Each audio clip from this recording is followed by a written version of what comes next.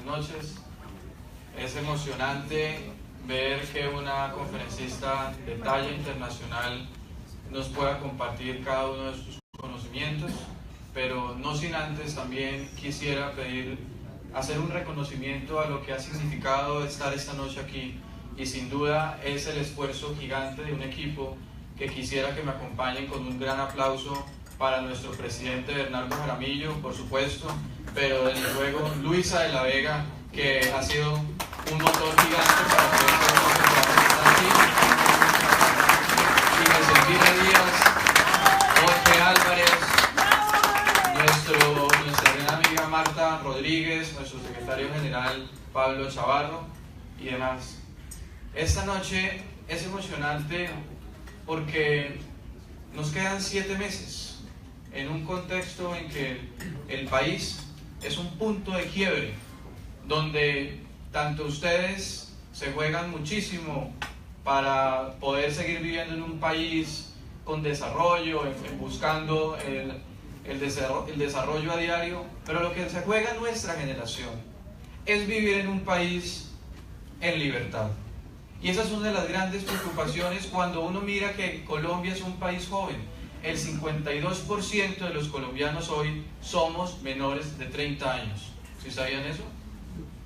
Y sin duda lo que nos han dejado es intacto la mano de obra de la guerra con la fuente de financiación. Veamos que nunca se dijo nada sobre los 6.000 jóvenes de las FARC ni sobre las rutas del narcotráfico, que no es otra cosa a una nueva generación de combatientes con la misma fuente de financiación, continuar la guerra a nosotros con diferente uniforme. De tal manera que cuando vemos que estas mismas situaciones han sido del contexto internacional determinantes, como en el caso de Guatemala, que hoy padece las maras, y por eso la relevancia que tiene escuchar esta noche a Gloria, también va por esa experiencia que en Guatemala viven hoy, que es mayores momentos de violencia que anteriores a los acuerdos, pues sin duda es una de las preocupaciones que nos deben de motivar hoy como colombianos. Me encanta por lo menos ver que esta noche hay muchos jóvenes de los institutos técnicos de nuestra ciudad.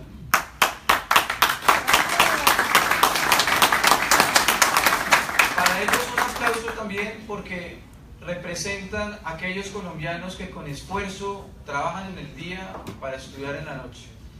Y ese colombiano que desde su diario vivir lo hace es porque sueña con un mejor país.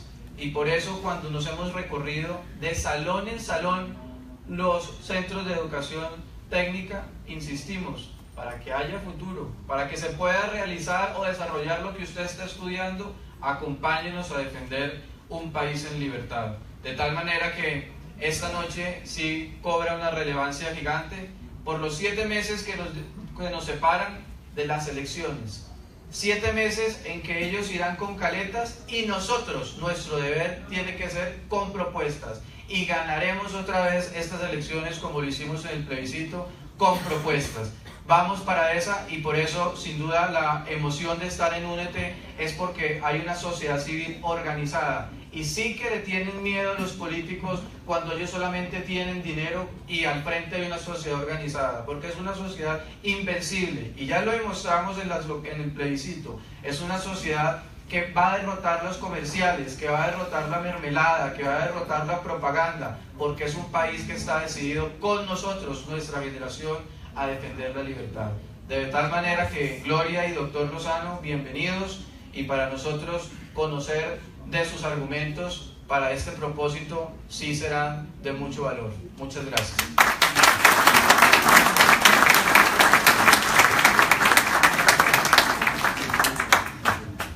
Muy buenas noches para todas, para todos. Nuestra gratitud inmensa a Bernardo, a Luisa, a Germán, a todo el equipo de Únete Colombia y a todos los que han hecho posible esta convocatoria. A mí me resulta particularmente emocionante y honroso poder presentar a Gloria. Tarea fácil, porque Gloria no necesita mucha presentación, entonces puedo hacer mi propia lectura de lo que muchos ya saben sobre Gloria. cuando no estaba absolutamente claro en nuestro hemisferio la capacidad devastadora de los regímenes del socialismo del siglo XXI, una jovencita intrépida, audaz, se levantó en el Parlamento Iberoamericano de la Juventud a cantar la tabla sobre lo que estaba pasando en materia de libertades, en materia de democracia, lo que nos estaba corriendo pierna arriba. Esa intervención de Gloria en el Parlamento Iberoamericano de la Juventud ha tenido más de 30 millones de descargas en nuestro hemisferio y se repite una y otra vez como un testimonio para que los jóvenes se entusiasmen con sus responsabilidades democráticas, como un testimonio para que los ciudadanos tomen acción participativa en la búsqueda de las mejores manos para las riendas de su sociedad, y como un testimonio para que las falacias, los engaños, las mentiras que se van incubando en el populismo tengan un terreno fértil abonado en las mentes de los ciudadanos para que no traguen entero y para que puedan reconducir esos rumbos. Lo que hemos visto en los años siguientes es a Gloria Álvarez recorriéndose a Iberoamérica, recorriéndose con una enorme valentía a Iberoamérica, enfrentando los regímenes populistas con todas sus amenazas, enfrentando lo que ocurre cuando son interpelados esos regímenes, pródigos en el discurso y brutales en la represión. La hemos visto dando, junto con sus antiguos compañeros del movimiento cívico en Guatemala, la batalla para tumbar a un gobierno corrupto, y lo lograron, ustedes lo recordarán, en unas jornadas sobrecogedoras en América, cuando la gente en Guatemala, gracias a lo que habían hecho Gloria y sus compañeros del movimiento, tocaron la conciencia, salieron a las calles a decir lo que tantas veces queremos decir aquí en Colombia: no más corrupción, no más política para lucrar a quienes tienen el poder, no más política para afectar y para intimidar al pueblo.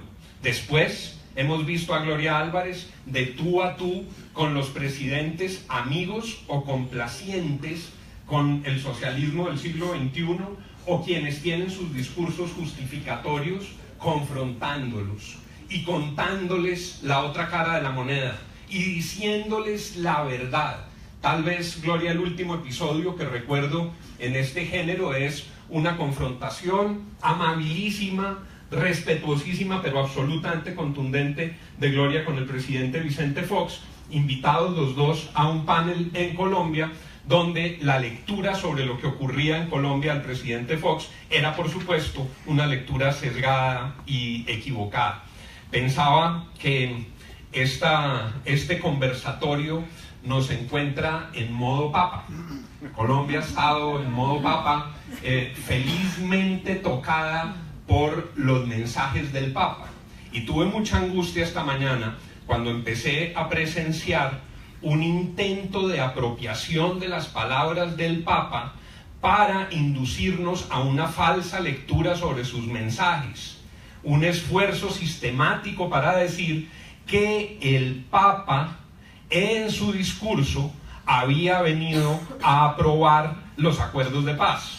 El Papa, que tiene esa combinación maravillosa, hermosísima, de dulzura y firmeza, interpeló, ojo, a toda la sociedad colombiana. Nos interpeló a todos. Hizo unos llamados para que el país avance en un camino de reconciliación, avance en un camino de perdón, pero lo repitió muchas veces, a partir de la justicia y a partir de la verdad. El Santo Padre repitió y puso énfasis en que verdad es que nos digan dónde están los niños que reclutaron, y que verdad, esto no es palabra de la oposición en Colombia, esto no es palabra de ningún partido político, que verdad es que nos diga qué pasó con las personas que están desaparecidas, y reiteró cómo tiene que haber esa trenza permanente entre verdad, misericordia, perdón y justicia.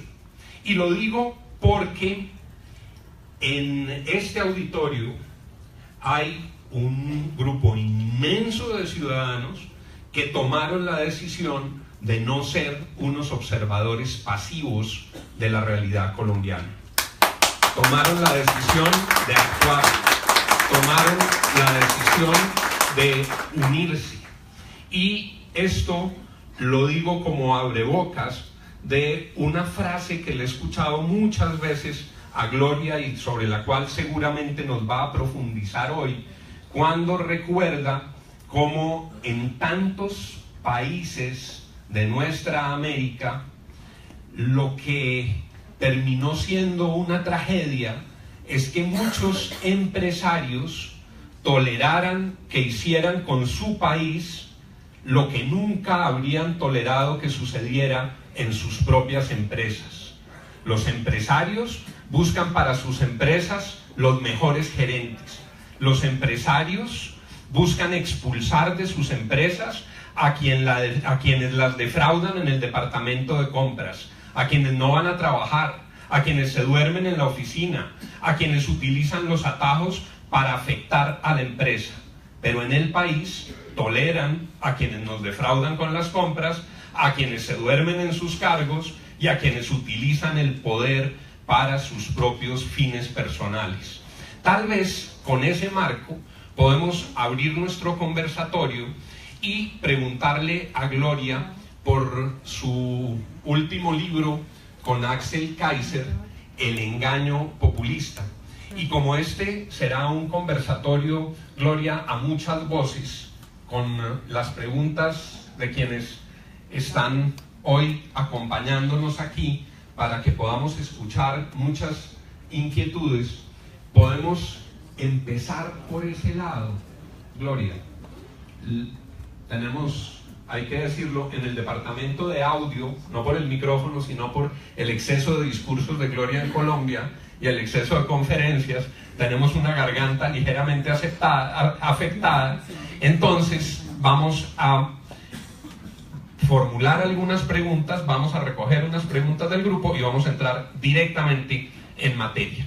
Esa es la pregunta: ¿por qué decidiste escribir El engaño populista? ¿Por qué el engaño populista, Gloria? Gracias, Juan. A ver, esto también. Bueno, primero que nada, muy buenas noches, gracias por estar aquí.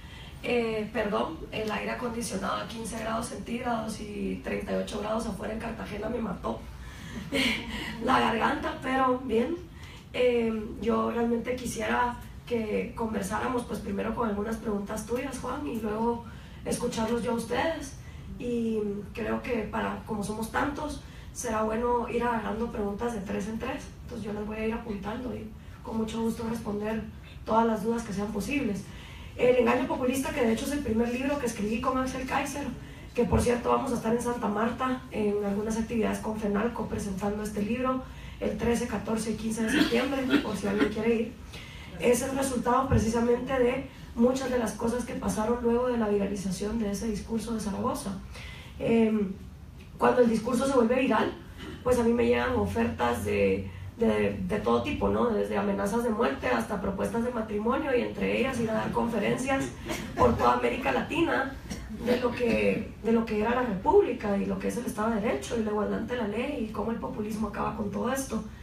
El 2015 fue un año muy tumultuoso para Guatemala, entonces para mí era muy importante salir de esa gira en un solo, o sea, no estar yendo a Argentina, volviendo a Guatemala, yendo a Chile, volviendo a Guatemala. Entonces armé una gira de mes y medio que pasó por Brasil, Argentina, Chile, Ecuador, Bolivia, Venezuela, y la última parada fue Colombia. Yo no había estado nunca más al sur de Nicaragua antes de eso. Obviamente estudié Relaciones Internacionales y Ciencia Política, y una cosa pues es lo que uno estudia, y tengo abuelos cubanos, tengo un abuelo húngaro, sé lo que es el comunismo por lo que ellos me comentaban, pero no hay nada como ir a ver uno con sus propios ojos lo que toda la vida estudió, ¿no? Y de las grandes lecciones que me quedó de ese viaje fue ir a Caracas, ¿verdad? E ir a ver lo que estaba pasando, porque eso me reconfirmó que sí, que lo que yo estaba peleando era lo correcto.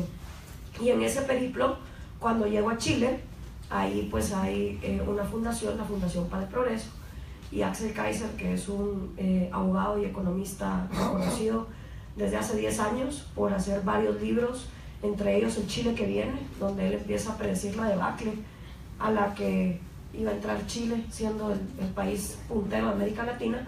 Me dice, mira, ¿por qué no escribimos un libro? Y yo le dije, un libro, brother, o sea, yo escribo en Facebook, pues, y sí, he hecho maestrías y he hecho mis ensayos, pero un libro. Y me dice, bueno, pero yo he hecho libros y creo que lo que tú estás viviendo y la información que estás recolectando la podemos poner en un libro, porque creo que algo que está pasando es que toda la gente cree que solo su país está mal.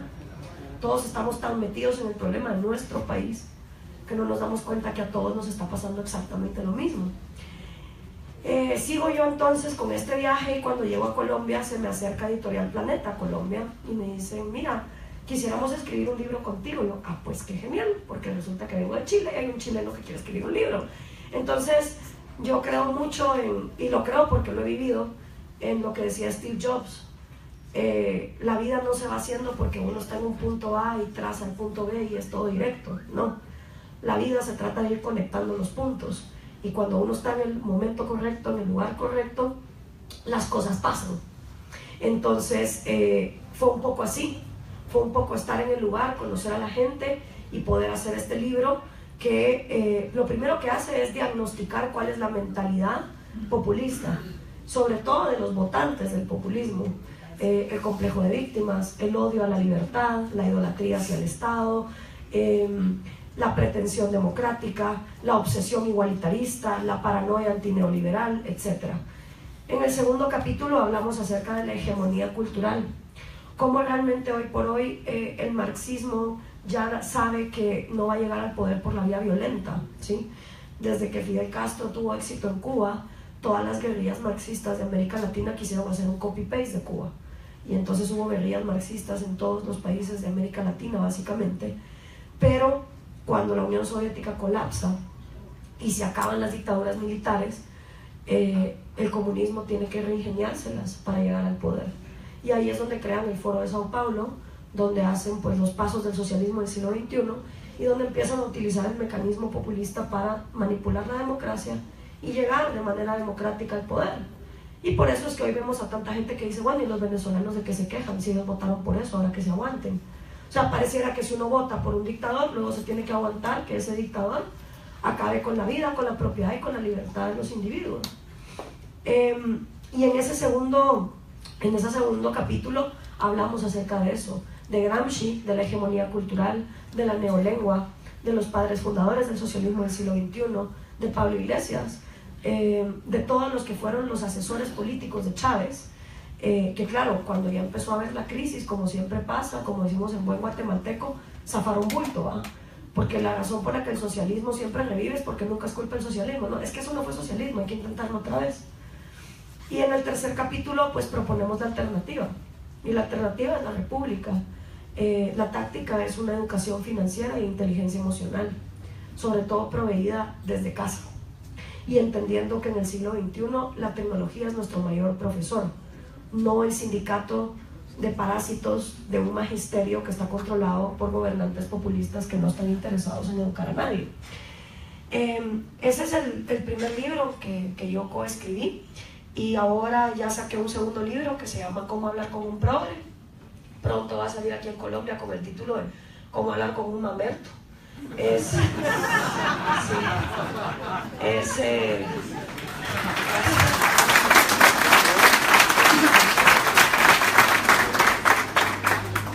un libro menos académico, menos histórico, es un libro más anecdótico de lo que a mí me ha tocado vivir con la juventud, que obviamente pues yo en ese libro uso la frase que le adjudican a tantos, desde Churchill hasta Joan Manuel Serrat y Iván el Terrible, que dice que el joven que no es socialista a los 20 años no tiene corazón, y el adulto que lo sigue siendo a los 40 no tiene cerebro.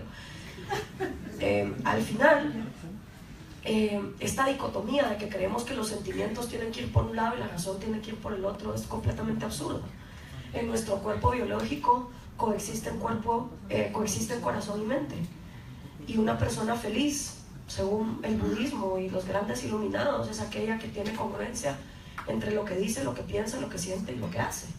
Entonces, el que realmente está indignado por la pobreza, o sea, el que realmente le indigna la pobreza, el que realmente le indigna la corrupción, lo que debería hacer es poner su cerebro hacia eso.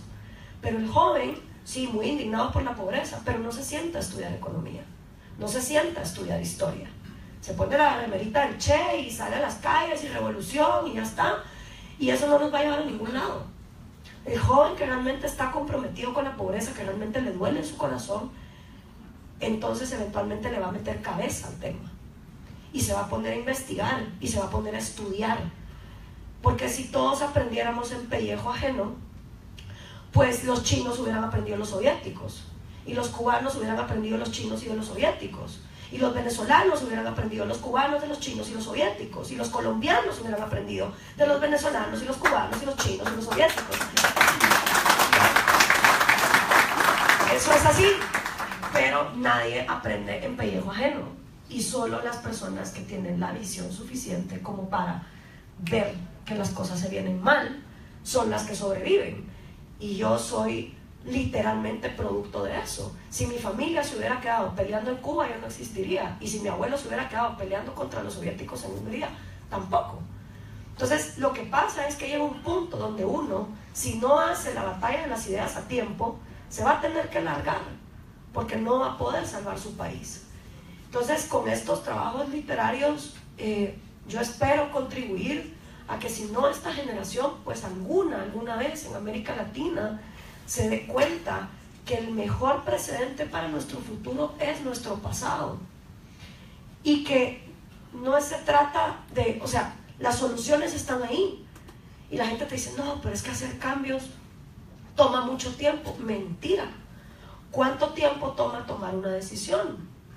Yo siempre pregunto esto, ¿cuánto tiempo le toma a una mujer abrir el closet y decidir qué se va a poner de mañana?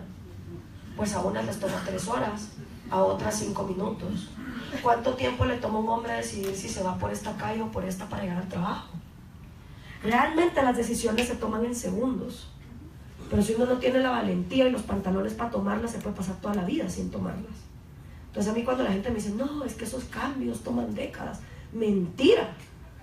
Las decisiones se toman en segundos, y cuando uno ya sabe lo que tiene que hacer, pues entonces, como decía Einstein, locura es no hacerlo y seguir pretendiendo que haciendo lo mismo va a cambiar la cosa, ¿verdad? Gloria, cuando uno revisa las carátulas de tu libro, en los distintos países hay un protagonista local. Siempre en El engaño populista aparece en la cúspide de la pirámide Fidel Castro, luego la galería de los populistas del siglo XXI, y en cada país aparece un rostro. En la edición de Colombia, el rostro que escogieron es el de Gustavo Petro. Sí. Cuando uno repasa hoy lo que está pasando en la política colombiana, en una cantidad de encuestas, casi invariablemente aparece Gustavo Petro o de primero, o de segundo, o de tercero. Muchos dicen, no, estén tranquilos porque este péndulo ya está regresando. El régimen en Venezuela, que no se ha caído, que no se cae, que cada día es más brutal, está totalmente desprestigiado. Macri ganó en Argentina. En Ecuador hay un quiebre frente a Correa. Entonces, tranquilos que ese péndulo se está devolviendo. En Colombia eso no va a pasar. Te pregunto, ahora que has estado tantos días en Colombia, ¿cómo entender ese fenómeno aquí con el protagonista de tu carátula? Gracias. Bueno, primero hay que entender que el latinoamericano cree que vivimos en monarquía, ¿verdad? Y que con quitar al presidente, mágicamente, el presidente es el mago Merlín y sube el nuevo presidente y con su varita mágica todo cambia. No vivimos en una monarquía, vivimos en una república. Tenemos 3 poderes que en teoría deberían de ser independientes, no lo son, y con cambiar de presidente no se cambia nada, ¿ok? El argentino que creyó que porque listo, escogía Macri, viste, ya no va a haber corrupción, ya no va a haber kirchnerismo, está súper equivocado, porque Macri llega a la cúpula de todo un aparataje corrupto que está enquistado en todos los aparatos del Estado. Entonces, el problema del latinoamericano es que creemos que con cambiar de presidente va a llegar el mago Merlín y con su varita mágica va a solucionar todo. El problema de los países latinoamericanos empieza en sus constituciones incongruentes. Constituciones que lo que te garantizan en unos artículos te lo quitan en otros. Y cuando esas constituciones son congruentes, como era la constitución de Alberdi de Argentina o la constitución colombiana, pues entonces resulta que le hacen algún barullo o alguna reforma o le meten unos acuerdos supraconstitucionales para entonces desbaratarlas, ¿verdad? Entonces, cuando nuestras constituciones tienen reglas incongruentes, es como que en un partido de fútbol el árbitro no dé reglas del juego que sean parejas para ambos equipos. Es como que un árbitro en un partido de fútbol diga, a ver, el equipo A mete goles en la portería B y el equipo B mete goles en la portería A. Pero si el equipo A quiere meter goles en la portería A y el equipo B quiere meter goles en la portería B, no pasa nada. Así de absurdas son las reglas constitucionales de América Latina. Garantizamos la propiedad privada, pero permitimos la expropiación. Garantizamos el derecho a la vida, pero luego queremos hacer leyes contra el femicidio. Perdón, pero la vida no también incluye a las mujeres. Sí, pero es que matar mujeres es más malo, entonces ley del femicidio. Y tenemos una legislorrea que, como bien decían los antiguos romanos, mientras más leyes, más corrupto el Estado. Entonces, ahí está nuestro problema fundamental. Entonces, ¿qué pasa? Tenemos constituciones incongruentes, reglas del juego que nadie comprende, y eso se traslada a organismos judiciales que no son parejos, que son discrecionales. Y entonces la justicia es relativa y es arbitraria y depende de quién está en el poder, ¿sí? Por ejemplo, en Guatemala, que tenemos a Iván Velázquez, pues entonces se persigue a los que a Iván Velázquez le cae mal, y a los que a Iván Velázquez les cae bien, no se persigue. Después de eso tienes un legislativo que no va a poder hacer leyes ordinarias congruentes porque no tiene una base constitucional congruente. Y ya por último está el ejecutivo. Si el cuate solo está para llegar a ejecutar lo que las reglas del juego deberían de dictar. Pero en América Latina, obsesionados con quién va a ser el próximo presidente. Entonces no llegamos a ningún lado, ¿no? Y lo que está pasando en Ecuador, pues hay teorías de conspiración que dicen que todo esto está planeado por Correa, que realmente lo que Lenín Moreno está haciendo es decir, sí, el libre mercado, sí, abramos fronteras, porque Correa dejó un Ecuador con una deuda cuatriplicada de 10.000 millones de dólares a 40.000 millones de dólares, aplicando la economía keynesiana, cuando el mismo Keynes decía, es que a la larga todos vamos a estar muertos, entonces ¿qué importa? Hagamos piñata inflacionaria. Se sabe que la economía keynesiana no funciona a largo plazo, pero en América Latina la seguimos aplaudiendo. Entonces, Correa dejó una bomba de tiempo que va a estallar, esté Lenín Moreno o esté Mickey Mouse en el poder. Y cuando esa bomba de tiempo estalle, el votante no le echa la culpa de la crisis al que originó la crisis. El votante le echa la culpa al que está gobernando durante la crisis. O sea, los desastres que dejó la alcaldía de Petro en Bogotá no se le adjudican a Petro, se le adjudican al que esté de turno. Y ese es el que pasa la historia como el inepto.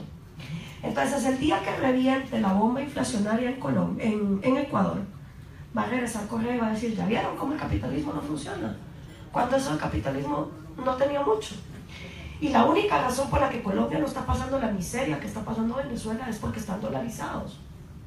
Entonces no hay una moneda interna con la que el dictador de turno pueda hacer nuevamente piñata inflacionaria. Si no comprendemos eso, y eso fue lo que pasó también en Guatemala, sí, qué ejemplo, Guatemala, salimos a las calles, sacamos al presidente, a la vicepresidenta y la corrupción, no cambió nada. O sea, el caso por el cual los quitamos a ellos fue por un fraude aduanero, el caso de la línea. Perdón, se lo voy a tomar un poco de té. Y en el caso de ellos defraudaban dinero que debería ir a impuestos, se lo quedaban en las arcas de ese gobierno corrupto. Bueno, votamos al presidente, a la vicepresidente, el ministro de Infraestructura está prófugo, nadie sabe dónde está, pero es como cortarle la cabeza al jefe del cártel del narco. Y lo único que está bien institucionalizado en Guatemala es la corrupción. Entonces, cuando tú quitas las cabezas, todo se vuelve un desbarajuste, porque ya nadie sabe a quién responderle, ya nadie sabe a quién es a quien hay que darle su porcentaje de la coima. Entonces, hoy por hoy en Guatemala, el sistema de salud pública sigue cooptado por los sindicatos, igual que el sistema de educación. La universidad estatal sigue cooptada por el marxismo y todos los decanos de sus facultades luego se van al gobierno. Claro, se quejan de la élite, pero son ellos los que siguen fomentando la corrupción. Los militares están presos, los empresarios también, pero el sistema sigue siendo el mismo. Y se nos ocurrió elegir un comediante, ¿verdad? Porque como estábamos hartos de los políticos, elegimos un comediante absolutamente inepto, que no ha tomado ninguna de las decisiones trascendentales que yo les decía que se tienen que tomar. Entonces, sí, muy bonito y qué valiente por Guatemala lo que hicimos, pero realmente no cambiamos el sistema de raíz. Y yo creo que esa gran lección nos deja la Revolución Francesa. ¿Por qué acabaron en un régimen como el de Robespierre? Porque creyeron que con cortar cabezas se cambiaba el sistema. Entonces, yo los invitaría en Colombia a pensar más allá que a quién van a poner en el Ejecutivo, cuáles son las reglas del juego bajo las cuales quieren vivir como sociedad.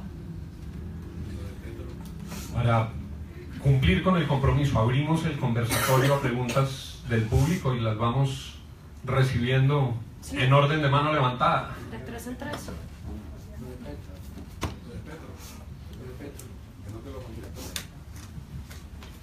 Como tal vez no tenemos micrófono en la sala, sí, sí, mira, aquí está. Mira.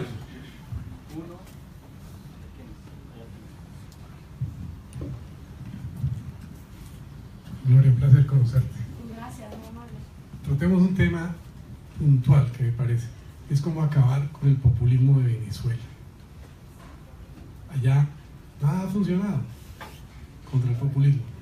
A mí me gustaría que ahondáramos en ese tema. ¿Cómo atacar el populismo en Venezuela? En la fila siguiente.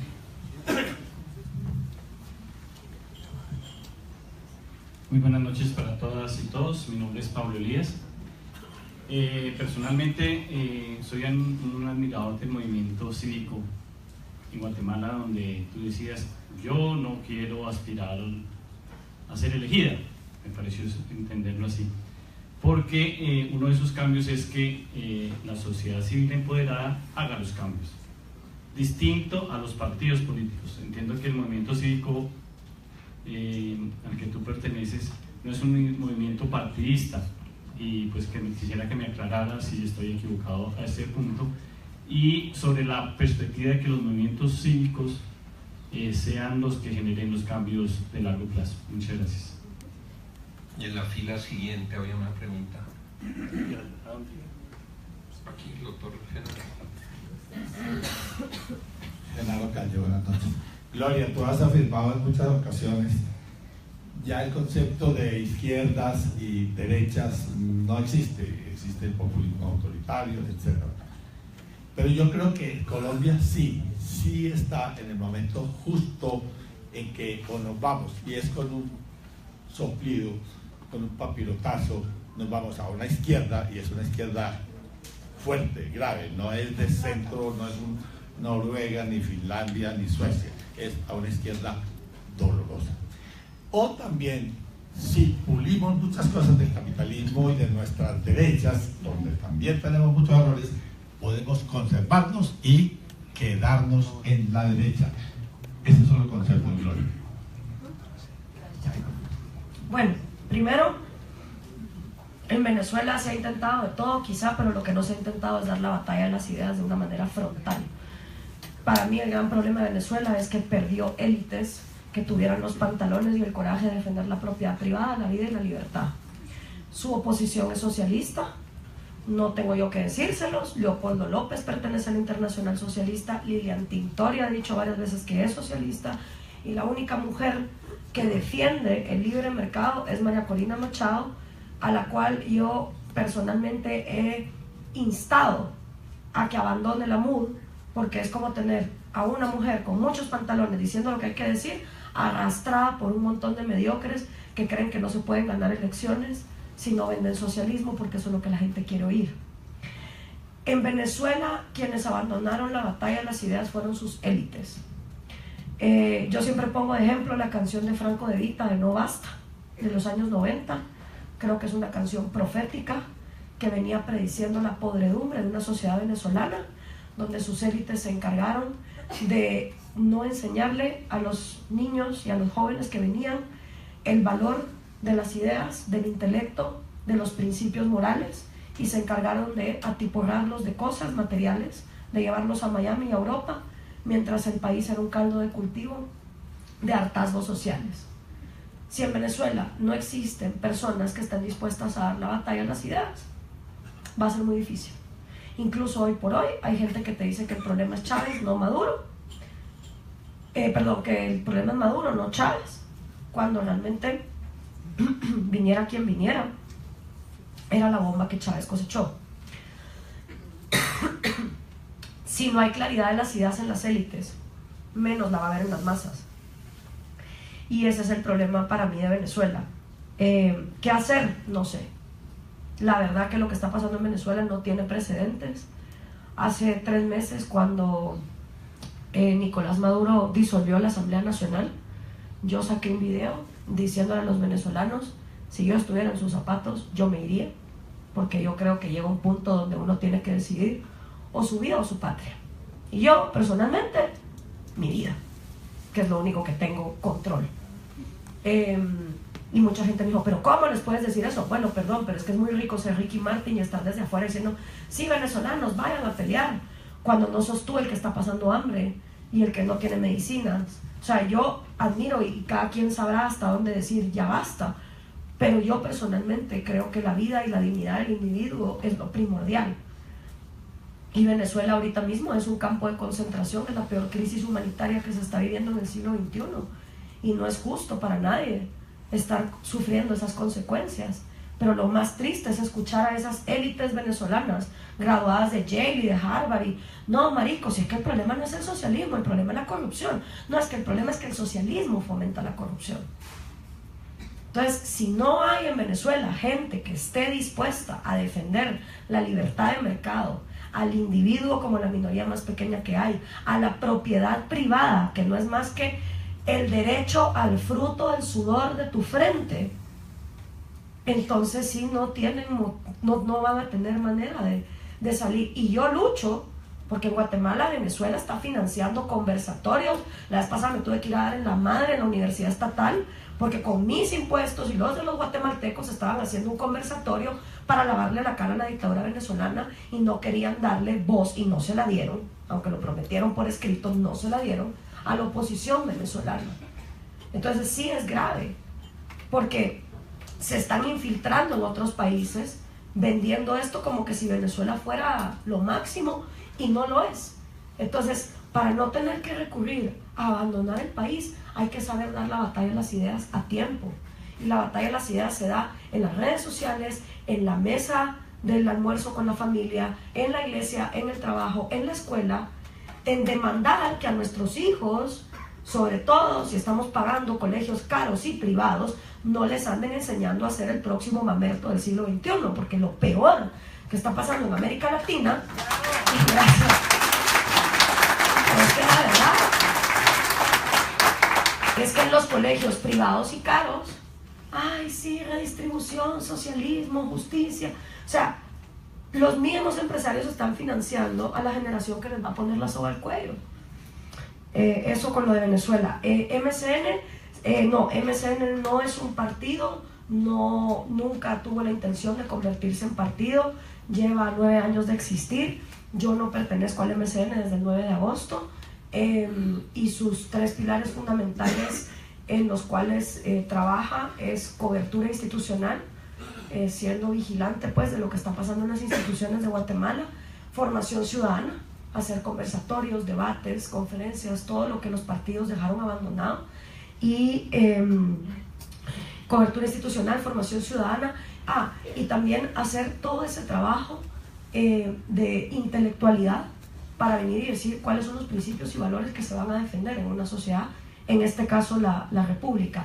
Yo creo que en el siglo XXI no es necesario estar en un partido para hacer política. Hoy justamente en una conferencia, en una entrevista, yo hablaba de esto en la mañana, me decían, bueno, pero tú no quieres ser congresista, ¿no? Yo hoy por hoy tengo más influencia que cualquier político guatemalteco. ¿O conocen ustedes algún alcalde, diputado, gobernador guatemalteco? ¿Han oído hablar alguna vez a algún presidente de Guatemala? No.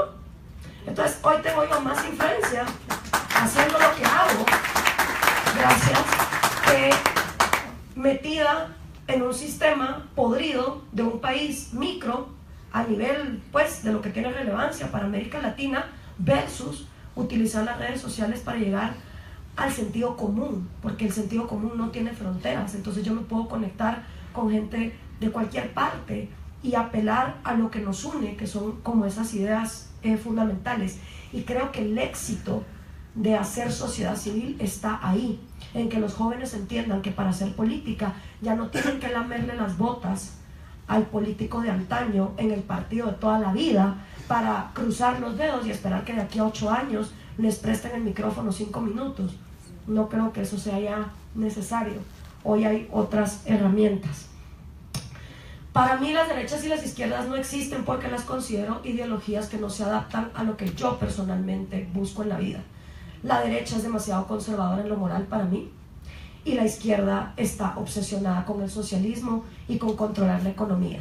Entonces yo pertenezco a una ideología que se llama libertarianismo, que nació en los años 70, precisamente producto de lo que ocurre en Estados Unidos después de la Segunda Guerra Mundial, y es cuando la derecha republicana defiende el free market, ¿verdad?, la libertad económica, pero se queda encapsulada en un conservadurismo moral de la mamá en casa, el negro es negro, la segregación, obviamente ni se hablaba del tema de los homosexuales, y se quedan con ese conservadurismo los republicanos, mientras los demócratas, sobre todo con la figura de los Kennedy, que era tan sexy y tan cool, agarró los derechos de los negros, de las mujeres, de los homosexuales, de quien fuera, en la época de los hippies, paz, amor y rock and roll.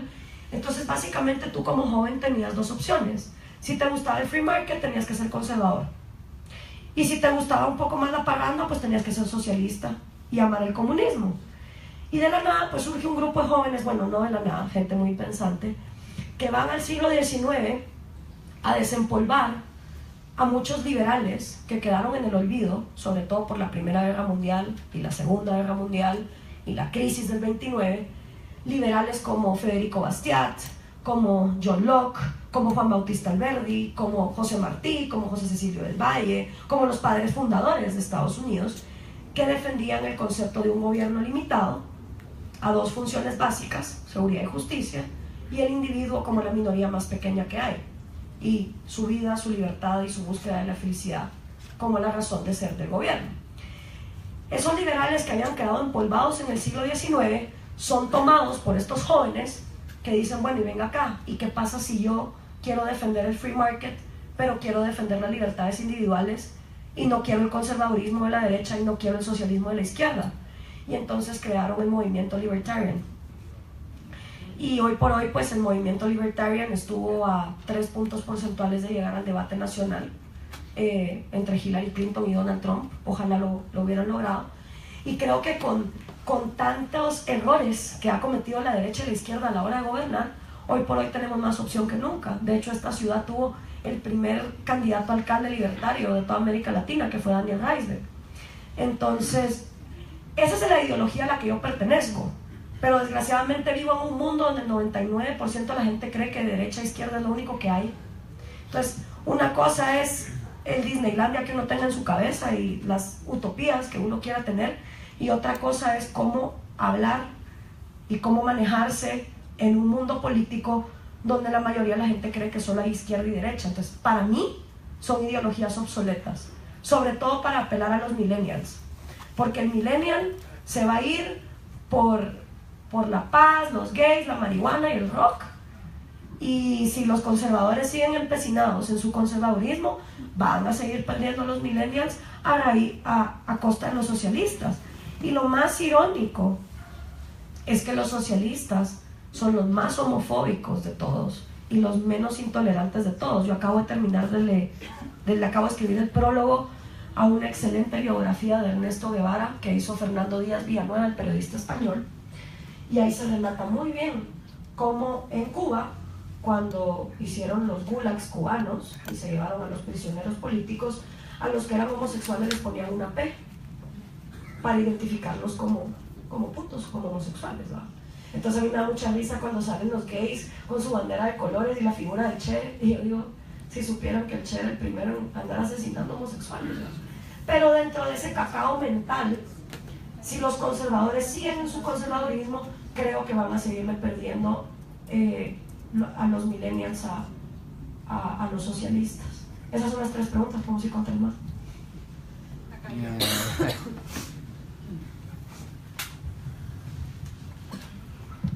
Buenas noches, mi nombre es Albert Medina, perseguido político venezolano. ¿Cómo estás, Gloria? Un placer porque compartimos muchas ideas a pesar de que fui educado con otras. Para mí es preocupante como venezolano, o colombo venezolano, que siempre he dicho que me identifico mucho con este país, la realidad social que está viviendo ahorita Colombia. ¿Qué consejo nos das a los que ya vivimos en Venezuela lo que está pasando atrozmente y que por instinto individual pues migramos?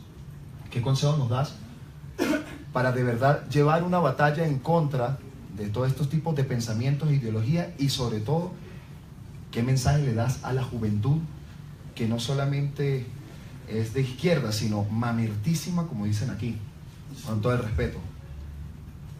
Focalmente, ¿cuál es tu consejo? Mira.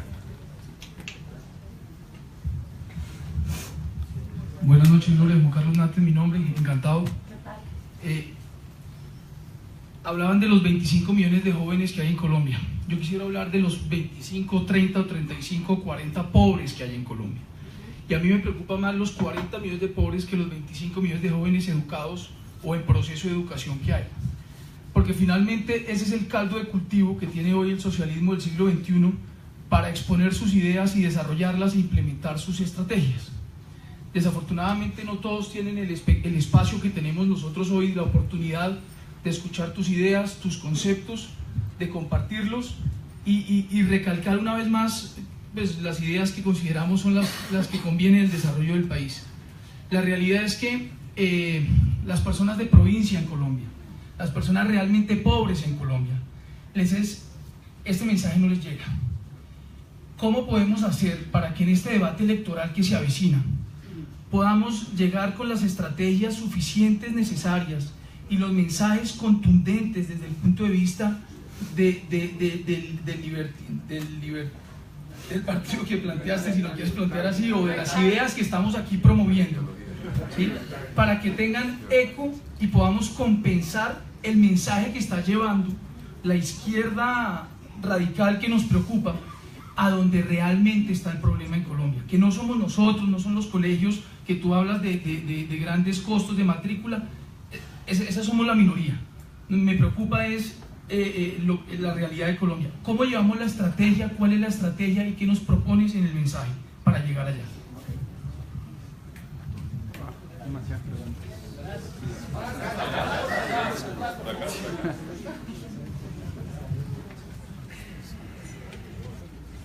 Buenas noches, mi nombre es Pedro Hernández. La pregunta es la siguiente. Todos conocemos que el populismo comunista normalmente se vale de mentiras como la erradicación de la pobreza, cuando todos sabemos que si suben al poder multiplican los pobres para poderlos humillar. Hablan de democracia, cuando suben al poder lo primero que acaba es la democracia. Hablan de libertad y lo primero que aniquilan es cuando llegan al poder la libertad. ¿Qué recomendación nos daba en su experiencia en Guatemala? Nosotros somos los que ganamos el no y nos lo arrebataron. Allá sucedió algo parecido. Entonces, ¿qué experiencia nos da usted después de tantos años de haber trasegado por esa situación para nosotros que somos los que estamos en esa situación? Acá, por favor. Acá van 3.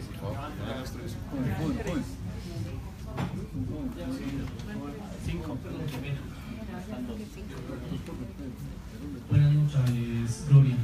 Un gusto en conocerte. Mi nombre es Daniel Galeano. Creo que alguna vez nos hemos saludado por las redes.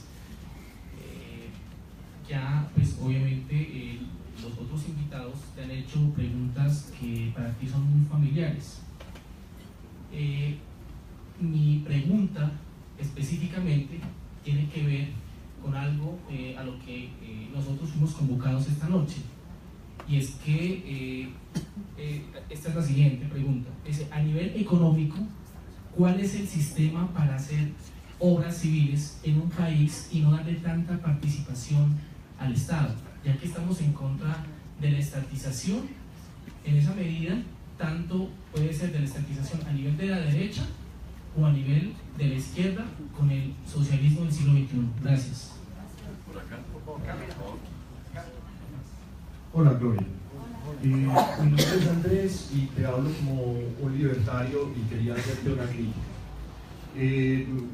Me parece, he leído todos tus libros y me parece que en el libro del que estabas hablando ahorita criticas mucho las izquierdas de toda Latinoamérica y eso me parece muy bien, pero creo que te hace falta más crítica a las derechas colombianas.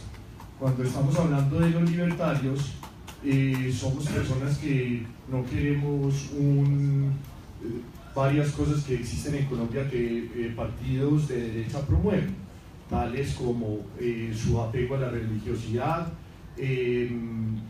digamos, el salario mínimo, la tasa de usura, cosas que en verdad no dejan que el mercado fluctúe libremente. Entonces, más que la pregunta viene es ¿por qué solo criticas a las izquierdas?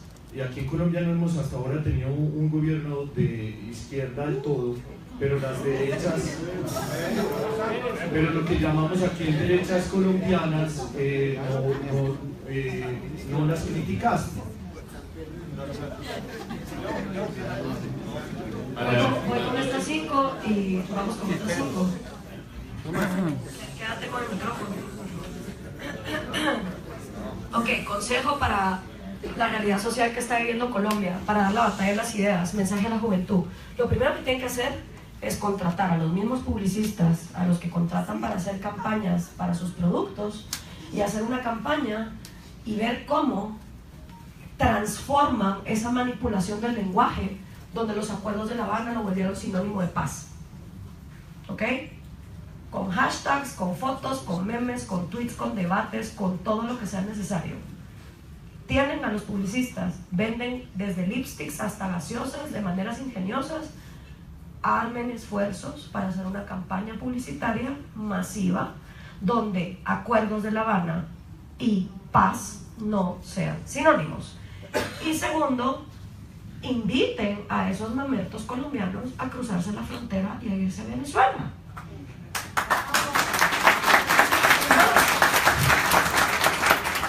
¿Alguien ha hecho el cálculo económico de cuánto cuesta sacar a un venezolano de Venezuela? Porque se podría incluso hacer una campaña de intercambiamos a un venezolano que quiere vivir en libertad por un mamerto que quiere vivir en socialismo.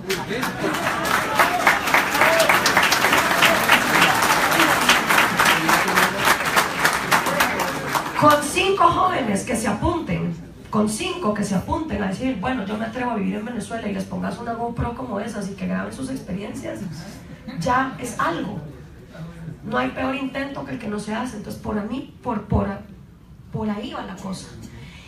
Y otro de los temas que también vendría a cambiar la temática en el pozo es empezar a decir, bueno, ahora que las FARC quieren ser transparentes y limpias y legales, hablemos de legalizar las drogas, y que las FARC empiecen a pagar impuestos y que se vuelvan empresarias y que nos digan a dónde está yendo ese dinero, porque mientras ese dinero sea ilegal, financia cualquier cosa y nadie nos enteramos. Entonces, para mí esas 3 son estrategias comunicacionales fáciles, baratas, que se pueden implementar desde ya y que van a tener un gran impacto. 40 millones de pobres. La mayor desigualdad injusta para la gente pobre es la desigualdad ante la ley. En América Latina, si vos naces de cierta clase para abajo, tu derecho a la vida no vale nada. Si te cachan en un crimen, te podrís en la cárcel porque no tenés dinero para pagarle coima a un abogado.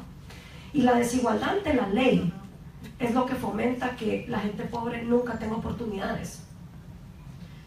La gente que agarra sus cosas y se va a Estados Unidos no se va a que papá gobierno les regale las cosas, se va a que los dejen en paz y a trabajar, porque la garantía que tienen es que aunque ellos sean jardineros y Bill Gates sea Bill Gates, a la hora de cometer un crimen o violar la ley, a Bill Gates y al jardinero se les va a tratar por igual.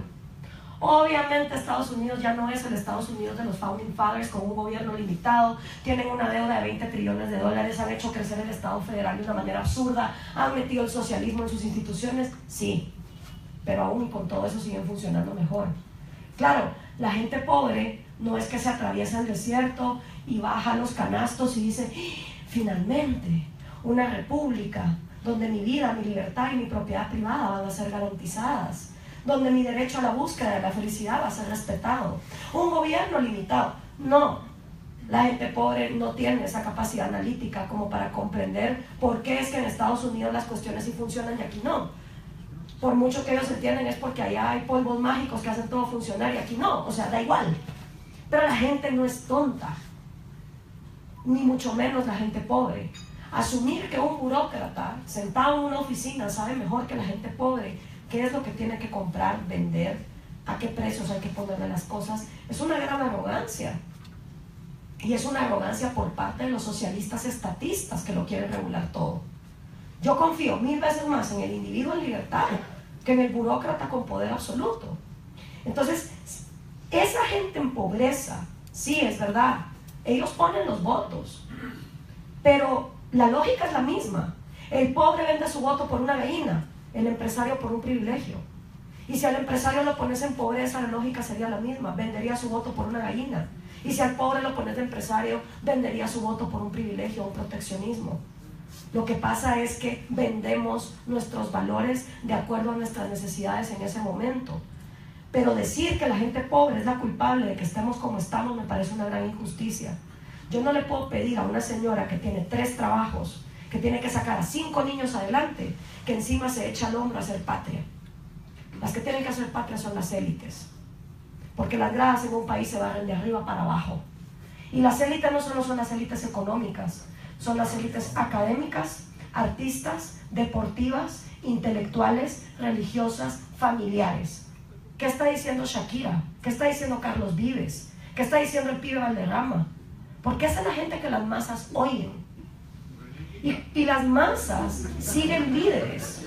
Y cuando esos líderes dicen, sí, chamo, el socialismo, y viven en las comodidades, entonces las masas van a seguir esos liderazgos. Entonces, si realmente nos importa la pobreza, lo que debemos procurar es igualdad ante la ley y no dejarnos envenenar por ese falso dilema de la igualdad material. La tesis de la igualdad material es que si todos tuviéramos la misma cantidad de objetos, la maldad desaparecería del mundo, ¿cierto? Si todos tuviéramos chunches, todos seríamos éticos.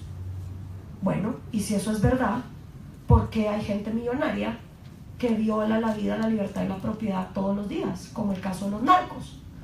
¿Y por qué hay gente súper pobre que nunca en su vida ha violado el derecho individual de alguien más?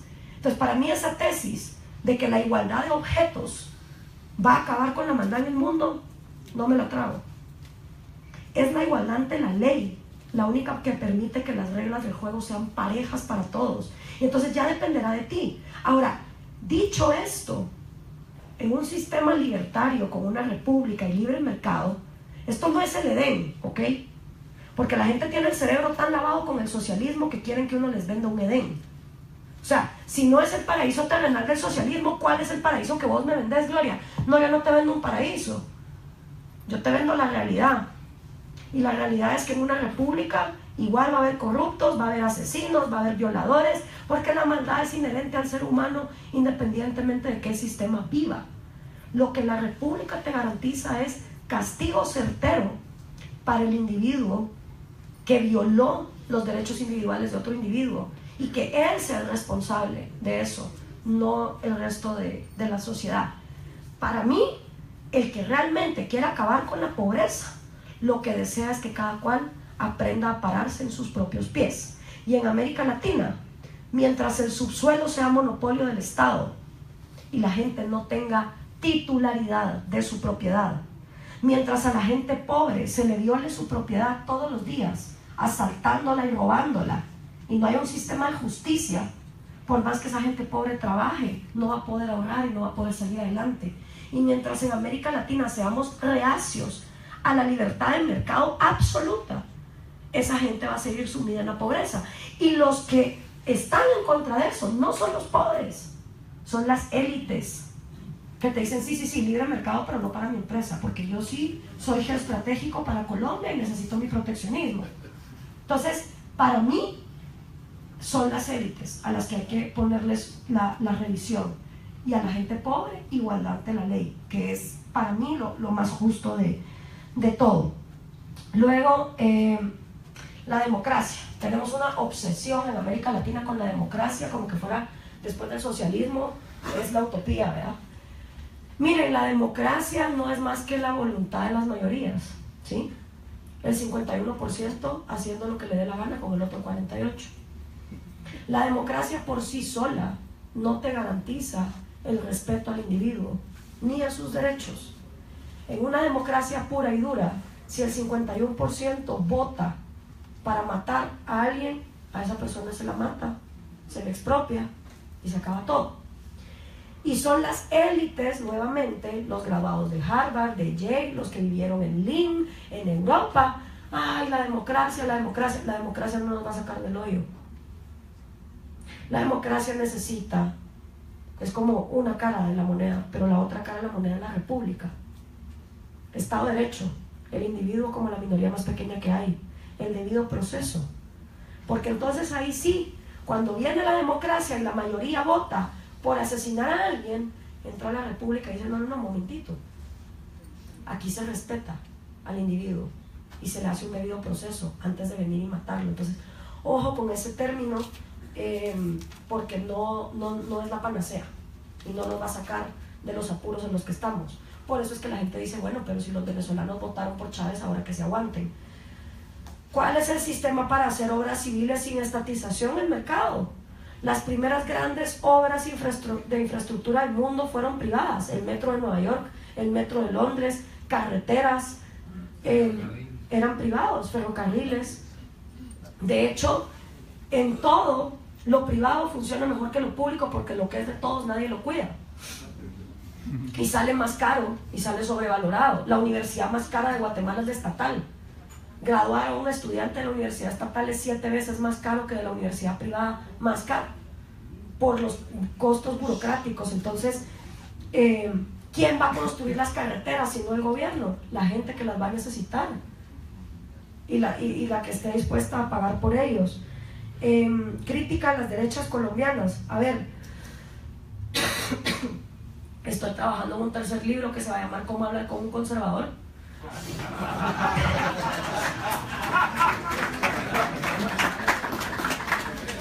Porque creo que el grave error, empezando por Milton Friedman, que hemos cometido los libertarios o liberales, es que para hacer política pragmática hemos tenido que escoger entre aliarnos con la derecha o la izquierda, y obviamente por cuestiones de free market, porque creemos que la economía libre eventualmente nos lleva a libertades individuales, hemos escogido aliarnos, digo, como rama ideológica a las derechas, y al final lo que nos ha pasado es que las derechas nos paran imponiendo su agenda. Entonces sí creo que es necesario que los libertarios nos dividamos, así como lo estamos haciendo el socialismo, de las derechas latinoamericanas. Pero sí era estratégico empezar con el socialismo del siglo XXI como el origen de los discursos populistas en la región, porque todo este discurso de ser el Santa Claus con el dinero del pueblo y ofrecer cosas gratis empezó con el Foro de Sao Paulo como una estrategia del socialismo del siglo XXI después del colapso de la Unión Soviética. Claro, las derechas latinoamericanas que gobernaron durante los años 90 perdieron una gran oportunidad, que era la de realmente implementar libre mercado en nuestros países, y lo que implementaron fue mercado para sus cuates, y eso produjo hartazgos sociales. Entonces creo que es bien necesario hacer esa diferenciación también y tener muy en claro que esas alianzas pragmáticas, o sea, sí, Chile se desarrolló por Pinochet, pero yo no creo que es necesario andar matando gente para lograr libertad económica, pues. No creo que sea un prerequisito. tener una dictadura para implementar el libre mercado. Y estoy de acuerdo contigo, el salario mínimo es otra de las cosas que más afectan a los pobres, porque alguien en pobreza tiene el derecho de trabajar por lo que esa persona decida trabajar, no por la que el burócrata decida que es lo digno para esa persona. Y si alguien quiere trabajar por menos del salario mínimo, ¿a usted qué le importa? ¿Acaso es usted el que se va a fajar? No. Pero entre 0 y algo, que sea la persona la que escoja si quiere el 0 o el algo. Es lo más justo, creo yo, que cada individuo tenga la posibilidad de decidir por cuánto quiere vender su labor. Y por último, Suecia, Finlandia, Dinamarca no son socialistas, son los países que lideran los índices de libertad económica mundial. Yo estoy cansada que países que están en ese índice, en el puesto 170 y pico, como Argentina, los progres de Argentina, los mamertos de Argentina, vengan a hablarme de Suecia, de Finlandia, de Dinamarca como socialistas, cuando esos países están a la cabeza en libertad económica. Es absurdo que los socialistas latinoamericanos me pongan de ejemplo países que son líderes en libertad económica, porque si algo entienden los países nórdicos es que para repartir, primero hay que garantizar la propiedad privada que permita la creación de riqueza. Aquí en América Latina queremos repartir, pero no dejamos crear. Entonces, ¿qué vamos a repartir? ¿Miseria? Pues sí, es lo que estamos repartiendo. Y con eso acabé con estas preguntas. 5 más.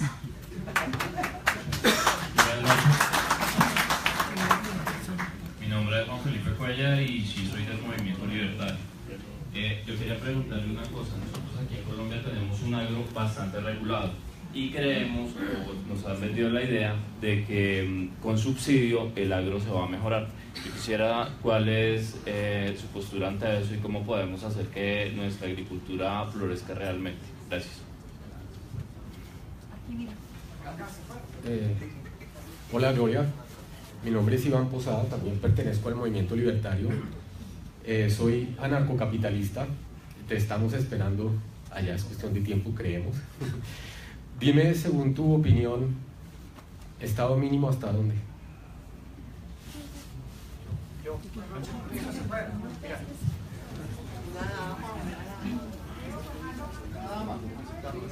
Un segundo, que van a hacer algunas preguntas por aquí, pero bueno, un segundo. Buenas noches. Mi nombre es Edwin Benavides, estudiante nacional. La pregunta concreta, Gloria, es para saber, es muy fácil hablar, creo que algo lo comentaste ahorita, pero es muy fácil hablar de libertad, de capital, pero ¿cómo hablarle a las personas del común, al ciudadano de a pie, que se vende por un pan, por un tamal, por una lechona, que es lo que hacen acá, la política, y que no tiene ningún conocimiento o muy poco conocimiento de la política, de cómo se maneja la economía, de cómo es un gobierno? ¿Cómo lo podemos aconsejar, cómo lo podemos llevar para poder pues que se dé cuenta de que es un error el tratar de repartir las cosas de esa manera?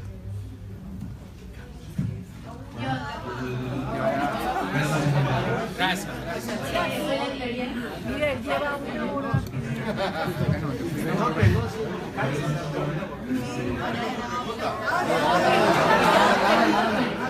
Hola, Gloria. Aquí.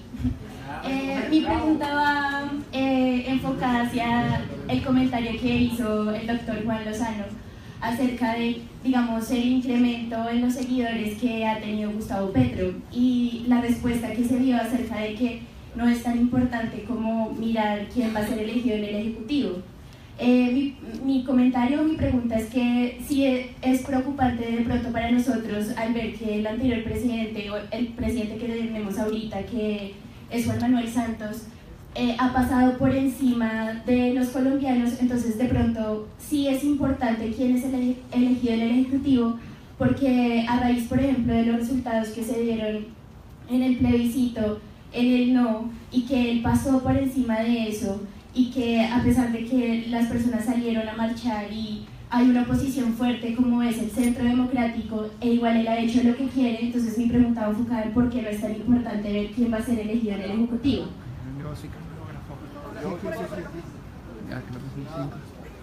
Hola Gloria, ¿cómo estás? Mi nombre es Miriam Castellano, soy periodista de Semana, soy venezolana y pues bueno, esta pregunta va más que todo desde mi punto de vista venezolano y es que yo tengo aquí ya 6 años y medio viviendo. Yo me fui un poquito antes de que tuviera ese debacle en el gobierno venezolano. No había una escasez, no había todo este tema de crisis social, económica y política. Y yo me pude dar cuenta, sí, en la sociedad colombiana, en Venezuela no existía ese caldo de cultivo donde las clases sociales estaban estratificadas, ¿sí? Yo muy fácilmente, con mi familia, pues no éramos una familia rica, pero éramos una clase media alta, podíamos compartir, por ejemplo, con la persona de servicio sin ningún problema, sin ningún tabú, ¿cierto? Yo aquí sí lo he podido ver, sé que esto está muy estratificado, es un caldo de cultivo, digamos que muy especial y que se ha dado mucho en este populismo del socialismo del siglo XXI. ¿Cómo prevenir, digamos que las élites, como tú habías nombrado antes, cómo prevenir estas élites y tratar de decirles, oye, mira, esto sí puede pasar acá? Yo he hablado con muchas personas influyentes aquí en Colombia y que me han dicho, no, mira, eso no va a pasar acá, ¿sí? Y eso lo decíamos nosotros, nosotros decíamos, eso no va a pasar en Venezuela, por favor. Cuba, bueno, primero, no sé, otro país que Venezuela, ¿sí? Y eso es lo que yo he sentido acá. ¿Cómo quitarle ese velo a los colombianos, a los jóvenes colombianos que bueno, lastimosamente, ¿sí? No se informan, no se educan de la manera como tú dices, ¿sí? Es muy fácil opinar y seguirse a través de memes y decir, bueno, sí, viva Finlandia, viva Suecia, digamos que están en pro del tema socialista y realmente no saben qué es lo que hay detrás de estos gobiernos. ¿Cómo quitarle ese velo a la sociedad colombiana de lo que sí puede pasar aquí en temas de populismo y de socialismo del siglo XXI?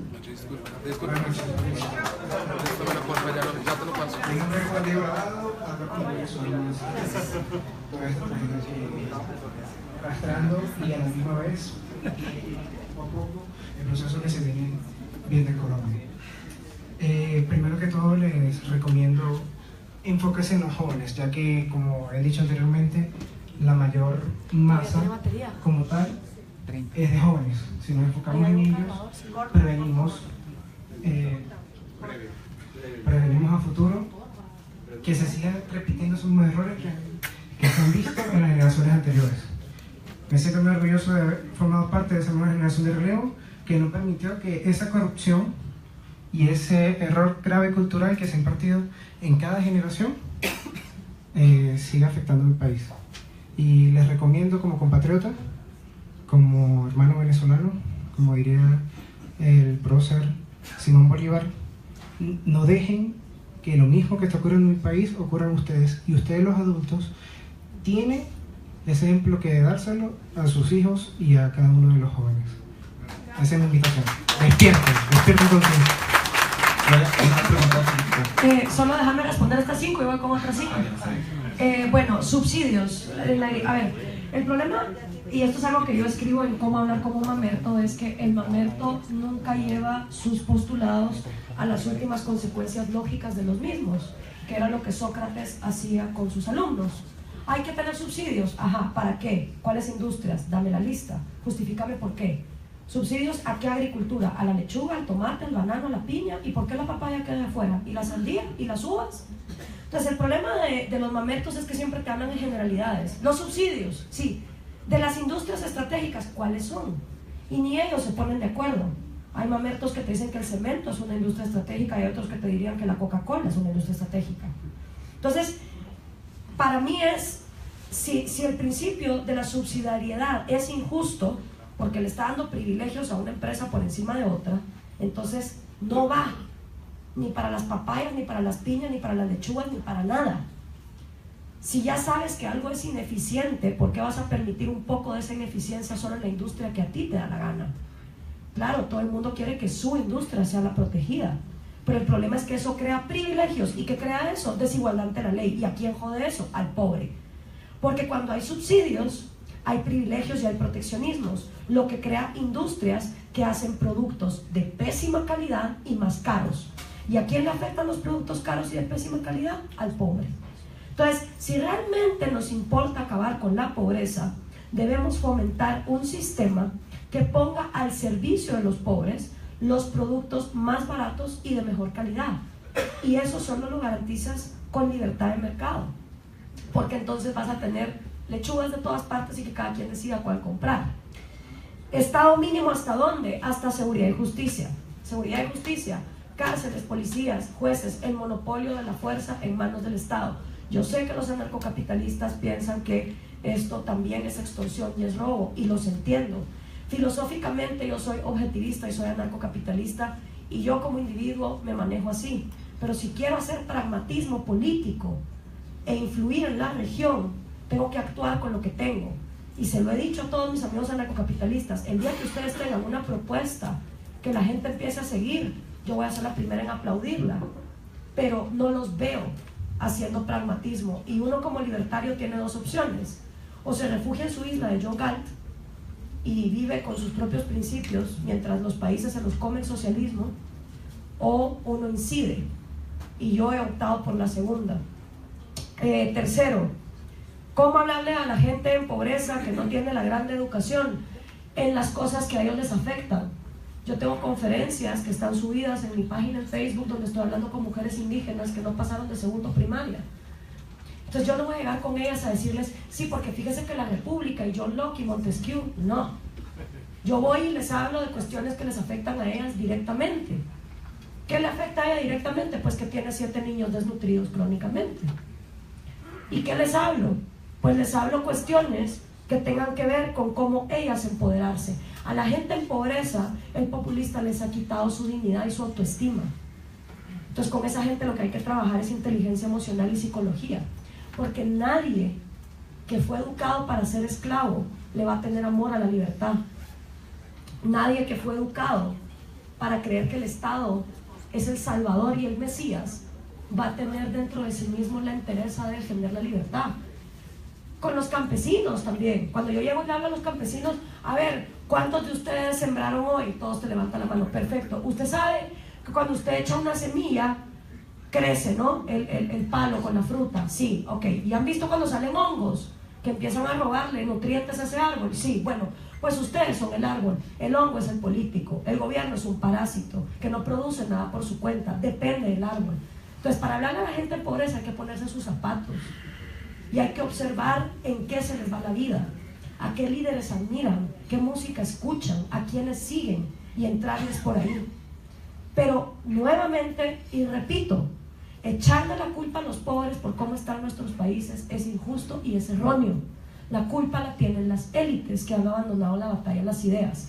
Y sí, son todos, desde Marx hasta el Che Guevara, hasta Fidel Castro, todos los que han propuesto comunismo son niños bien, de clases medias altas ricas. La gente pobre no propone socialismo, la gente pobre trabaja para salir de la pobreza. Son los niños bien, con poco conocimiento económico, con nulo conocimiento histórico, que sienten culpabilidad porque ellos tienen y los demás no, que creen que con el eslogan y el comunismo van a salvar a los demás. Entonces ahí están esas conferencias disponibles si las quieres ver, en San Juan a la Una, Guatemala, en Huehuetenango, en diferentes lugares. ¿Cuál era la siguiente? Sociedad estratificada, caldo de cultivo. A ver, yo me imagino un cubano en el año 98 diciendo, coño, chico, ¿cómo yo prevengo a los venezolanos de lo que están viviendo? De lo que nos pasa a los venezolanos con Colombia. Yo lo dije al principio de la conferencia, si todos aprendiéramos en pellejo ajeno, los chinos hubieran aprendido los soviéticos, los cubanos hubieran aprendido los chinos y los soviéticos, los venezolanos hubieran aprendido los cubanos, los chinos y los soviéticos, y los colombianos hubieran aprendido los venezolanos, los chinos, los soviéticos y los cubanos. No aprendemos en pellejo ajeno porque no tenemos empatía y porque no vamos nosotros con nuestros propios ojos a contrastar lo que creemos con lo que vemos, y creemos que eso aquí no va a pasar. Entonces, ¿cómo prevenir que no caiga en Colombia? Pues hagan su mejor esfuerzo, pero culturícense. O sea, tal vez lo que no funciona es el cubano en el 98 diciéndole al venezolano, ahí viene el lobo, ahí viene el lobo, ahí viene el lobo. Sí, pero explícame por qué viene el lobo. Dame datos, dame estadística, dame sustancia, dame historia, compruébamelo. No solo me amenaces con que ahí viene el lobo. Tal vez si los cubanos hubieran hecho ese trabajo, los venezolanos no hubieran caído en lo que cayeron. Entonces hagan lo mismo ustedes. porque no solo porque sí la gente va a entender las cosas, creo yo. Y ya, podemos ir a 5 más. Una pregunta acá, perdón, me atravieso. Discúlpenme. Hay una pregunta, primero las damas. Hola Gloria, mi nombre es Delia Ramillo y en una de las charlas que te escuché en Facebook o en Google, te oí hablar sobre el Papa, tema álgido en este momento, pero me interesa muchísimo porque la verdad vivimos muy engañados, aunque nos ha dejado muy esperanzados y ha sido muy lindo, pero te oí que él, aparte de haber escrito un libro, también dijo que el camino era el comunismo. Entonces yo quisiera que nos amplíes un poco más el tema.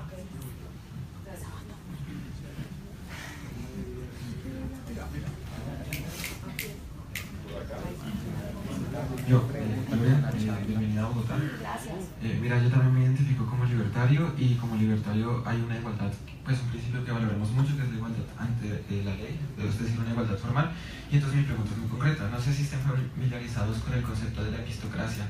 Entonces escuché hablar de la democracia, etcétera, y que como pues los pobres muchas veces están sesgados a la hora de votar. La epistocracia es un sistema en el que votan solamente quienes saben qué están haciendo, o quienes saben qué están haciendo, su voto vale más.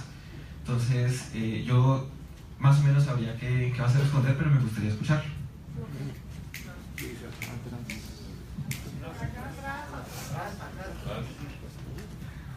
Gloria, buenas noches. Mi nombre es César Ordóñez, trabajamos en Colombia en la campaña del no, y quería preguntarte algo. Después de ganar en el plebiscito en Colombia fue desconocido el triunfo del no. ¿Qué plan de acción hubieras adoptado después de ganar el plebiscito y dinos en qué fallamos para no ser reconocido ese triunfo?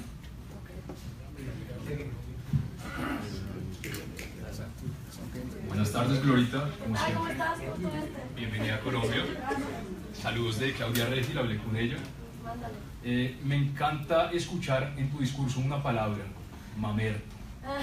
Acá varios sabrán que el mamerto viene de Colombia, nació acá en los años 60 contra el Partido Comunista. Y me encanta que lo tengas como herramienta frente a ellos. Yo he hecho activismo en universidades, en el cual esta palabra es perfecta para humillar a un mamerto y desenmascararlo. Qué bueno que lo vendas tú a nivel Latinoamérica, que utilicen esta herramienta que ha sido tan útil para nosotros. Quisiera preguntarte, en la portada de tu libro, tema que tocaba también Juan Lozano, ponías a Petro como el populista para Colombia. Tu libro lo escribiste a comienzos del gobierno de Juan Manuel Santos. Ha regalado 100.000 casas, ha hecho todo el proceso de paz, que más populismo no puede ser, todo tipo de subsidios. Ha llegado al punto de traer a Noam Chomsky a Colombia, y no es sino leer cómo nos venden la moto para saber cómo nos están vendiendo la paz. Sabemos que las cortes en Colombia están corruptas. No es sino ver el caso de Luis Alfredo Ramos, cómo lo sacaron del camino por el miedo que le tienen. Es tanto así que hace 2 días en la visita del Papa, él siendo tan fervoroso católico, lo dejaron en la puerta parado. Alguien desde arriba dio la orden de que él no podía ingresar. Entró su familia y a él no lo dejaron entrar. Le tienen miedo.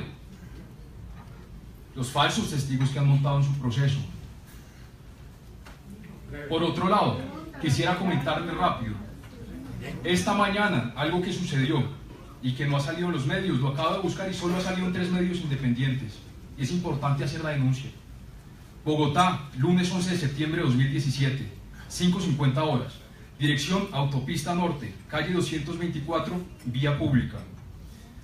Resulta que asesinaron hoy en la madrugada al que era el coordinador del esquema de seguridad de la señora madre del vicepresidente de la República.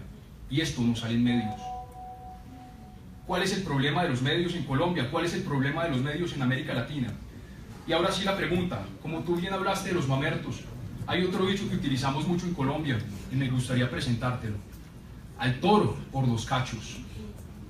Si hablamos de populismo en América Latina, quisiera que nos pudieras comentar qué es el Foro de Sao Paulo y quién está detrás del populismo en América Latina. Muchas gracias. Gracias.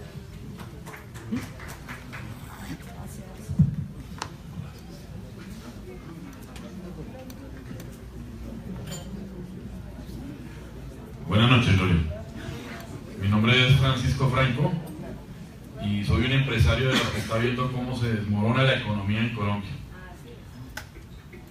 Nos están vendiendo la idea, las clases dirigentes, de que nuestra base política es muy fuerte y que aquí las FARC nunca van a poder tomar el poder.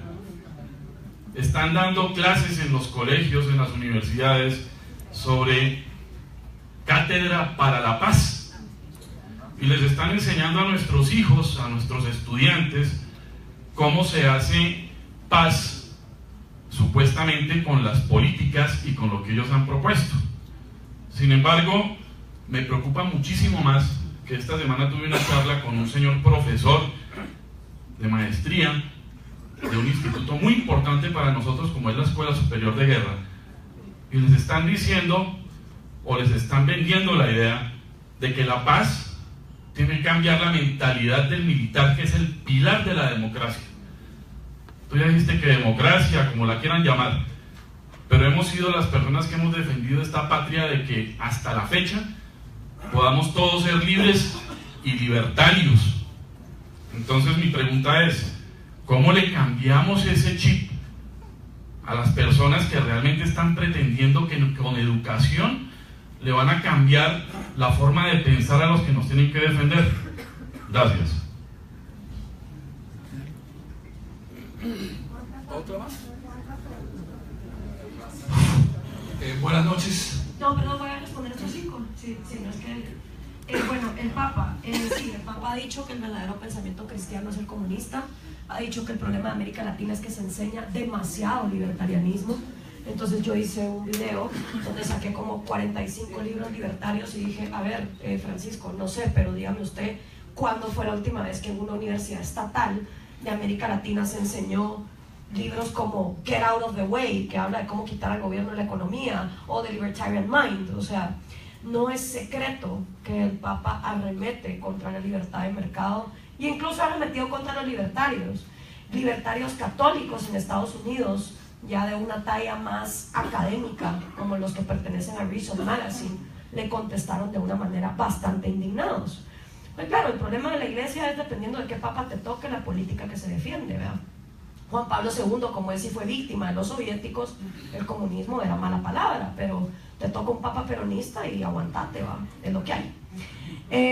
Yo soy ateo, yo sí, alguien dijo ahí, es que yo fui criado en otras creencias, yo también, yo estuve en colegio Opus Dei de monjas y todo, entonces también ha sido un proceso personal llegar hasta donde estoy de cuestionamiento, entonces no, tampoco tengo, o sea, yo las cosas las valoro por su contenido lógico, no por quien las dice, no tomo como palabra santa lo que diga nadie.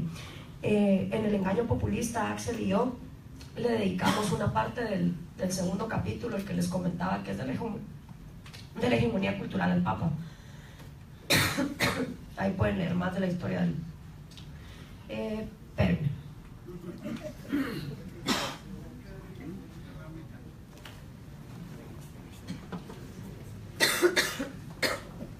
Ay, perdón. No conozco el término mistocracia. Epistocracia, perdón. Tendría que investigar más. ¿Qué plan de acción? Me preguntaron. Pues un poco lo que ya les he dicho, la batalla cultural, o sea, algunas de las ideas que les he dado sobre cómo dar esa batalla cultural, cómo utilizar las redes sociales. Yo creo que hay personas que dicen, no, es que no hay que estar en las redes porque las redes están cooptadas por los mamertos. No, es que todo régimen totalitario va a utilizar los medios de comunicación a su alcance para manipular. Imagínense a Hitler con Twitter, o a Castro con Facebook, o sea, usaron lo que tenían a su alcance, y hoy por hoy esto es lo que tienen a su alcance. ¿Qué es el Foro de Sao Paulo? Ya lo dije en un inicio, es la manera en que la izquierda se reorganizó para llegar al poder, ya no haciendo copy-paste de Cuba o guerrillas marxistas, sino a través de manipulación democrática con la agenda del socialismo del siglo XXI. ¿Cómo cambiar el chip? Creo que también ya lo he dicho. Hay que hacer la batalla de las ideas. 5 últimas y ya, porque no puedo más. Buenas noches. Buenas noches. A mí sí me parece muy preocupante lo que usted está planteando, porque ese movimiento libertario es como de centro, me da la impresión. Y prácticamente eso es lo que está jugando, sobre todo la izquierda. La izquierda está lanzando extremismos y eso obedece el lanzamiento de candidatos como Piedad Córdoba, que no tienen ninguna oportunidad, pero que engendran el extremismo de izquierda. Pero también algunos medios y algunos opinadores y algunos columnistas también hablan de el mismo extremismo de derecha. Usted está en un país extremadamente polarizado en este momento. Entonces, en mi concepto y el análisis que hacemos algunos es que lo que están mandando es los extremos para que quede la constancia de centro, la solución del centro. Y ahí es donde está la trampa, porque ese centro es el que refleja, voy a poner nombres, la señora López, el señor Fajardo, que inclusive están desarrollando plebiscitos que son de la voluntad popular, bajarle el sueldo a los congresistas. ¿Quién no va a estar de acuerdo con eso? Pero ahí es donde está la trampa. ¿Qué tiene que ver el movimiento libertario, o qué similitud tiene el movimiento libertario con algunas políticas de centro? Que no vayamos a confundir, por ejemplo, el Frente Amplio de izquierda, que es muy del Foro de Sao Paulo, los Frentes Amplios, y se nos suban y que nos demos cuenta. Muchas gracias. Buenas noches, Gloria. Buenas noches, audiencia. Gustavo Villegas, venezolano.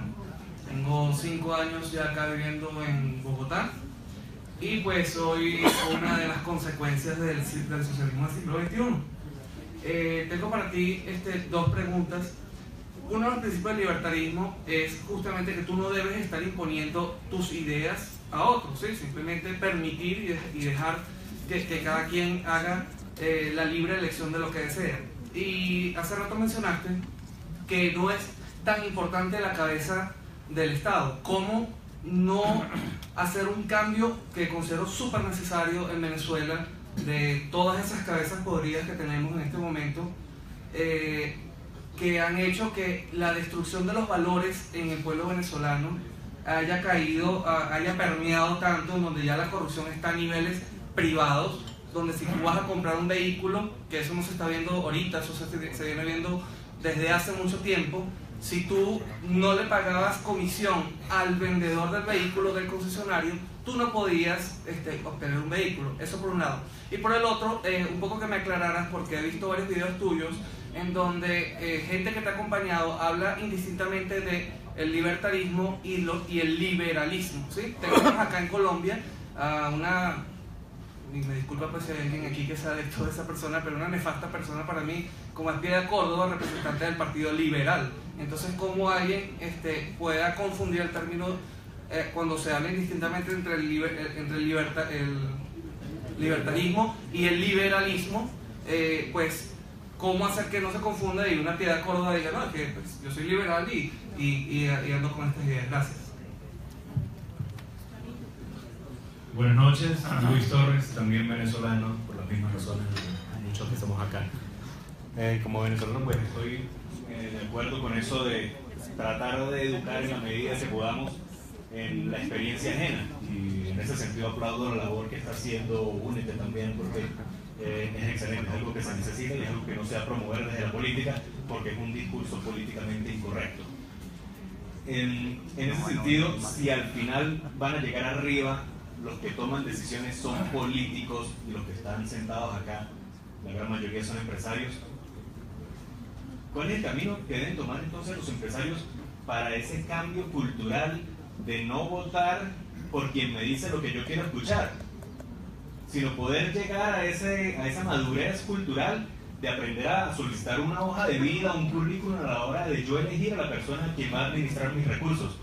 Más o menos hacia dónde pueden apuntar los empresarios. Gracias. Listo.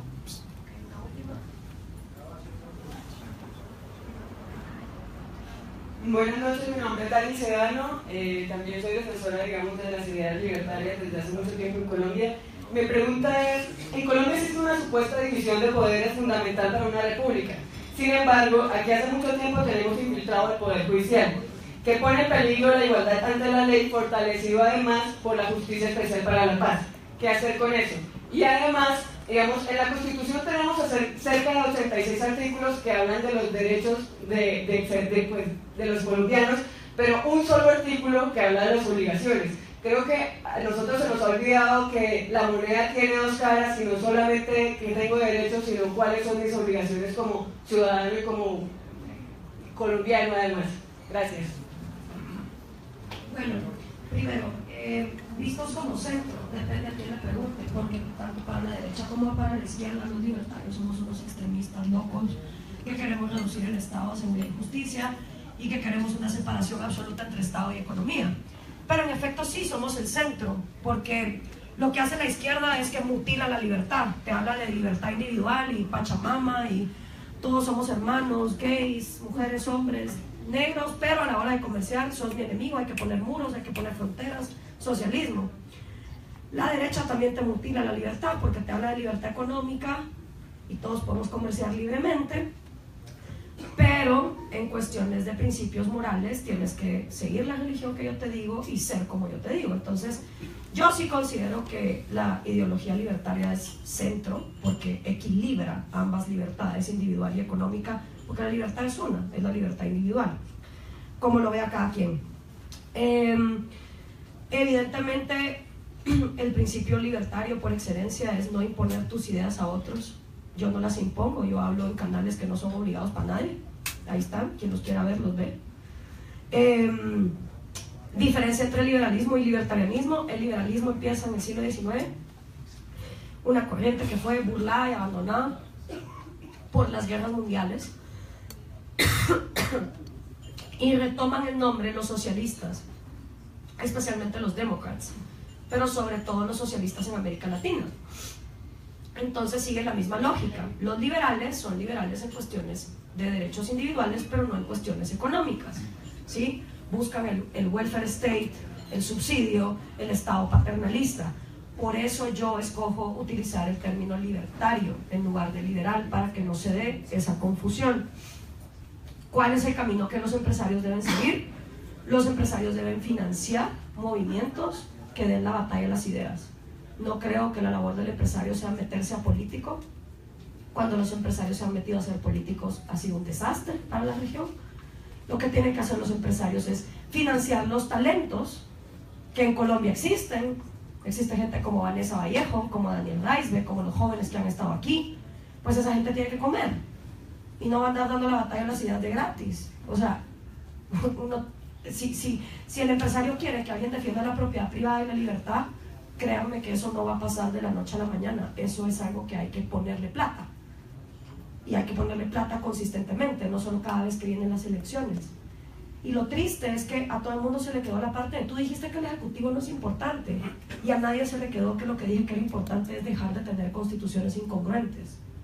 Y por eso es que tienen organismos judiciales cooptados, porque tenemos constituciones incongruentes. Entonces seguimos con la obsesión de quién va a ser el próximo presidente y no estamos dispuestos a dar la batalla de las ideas respecto de cómo hay que recuperar congruencia en las constituciones.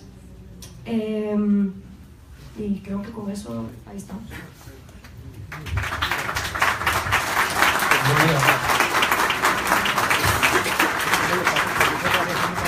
Gloria, muchas gracias. Creo que una palabra final para decir que ha resultado poderosamente interesante este conversatorio, que era el compromiso de Únete. Por supuesto, como ocurre cada vez que no es muy frecuente que tenemos la posibilidad de escuchar a un líder con una completa claridad sobre sus ideas, muchos coincidirán en algunas, algunos coincidirán en todas, algunos coincidirán en pocas, pero creo que hay unas ideas fuerza que para efectos de Únete son absolutamente relevantes. Con la venia de los directivos de Únete, permítanme decirles dos cosas a propósito de lo que acabamos de oír.